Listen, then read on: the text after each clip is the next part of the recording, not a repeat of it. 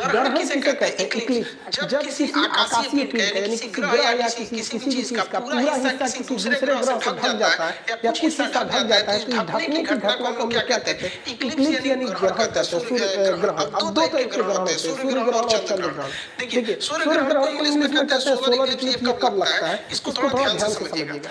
जब कभी भी देखिए यहाँ तो सूर्य का प्रकाश आ रहा है, सूर्य का प्रकाश यहाँ आ रहा है, बीच यहाँ पे पृथ्वी है। जब बीच में चंद्रमा आ जाता है तो हमें सूरज का हिस्सा नहीं दिखता है। तो कुछ हिस्सा सूरज का हमें नहीं दिख पाता है। इसका मतलब ये हुआ कि सूरज के रोशनी को ये चांद बीच में रोक लिया और इस चांद की यहाँ परछाई पड़ने लगती है। ये परछाई लगभग 50 किलोमीटर एरिया में पड़ती है।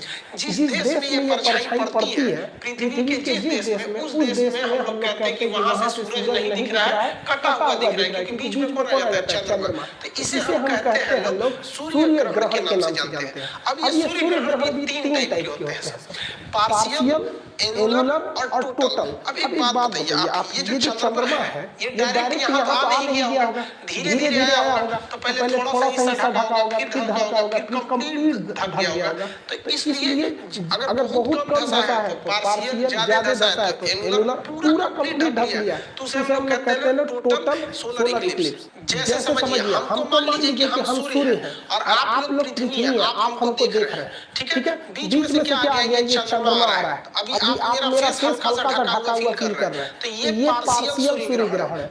अभी देख रहे हो तो आप लोग ये एनुलर दिख रहा है, फिर भी आपको हल्का हल्का हिस्सा दिख रहा होगा। तो ये एनुलर है। एनुलर अगर बहुत करीब हो गया तो उसे कहते हैं टोटल सोलर इक्लिप्स। तो एनुलर और टोटल में ज्यादा का अंतर नहीं होता है। एनुलर जो होता है वो मतलब हल्का सा जगह छोड़ देता है। आप अगर इसमें देखिएगा तो ये जो है ये आपका पार्शियल है, ये एनुलर सोलर इक्लिप्स है और ये आपका क्या चीज है? टोटल सोलर इक्लिप्स है। तो ये 3 तरह के होते हैं, ज्यादातर यही वाले देखने को मिलते हैं, हल्का सा पार्शियल देखने को मिलते हैं। सूर्य ग्रहण में हमेशा याद रखिएगा कि बीच में चंद्रमा आ जाता है। चंद्रमा की वजह से सूर्य का प्रकाश नहीं पड़ता है। इसकी परछाई कितने किलोमीटर पर पड़ती है? 50 किलोमीटर पर पड़ती है। और ये परछाई पश्चिम से पूरब की ओर मूव करती है।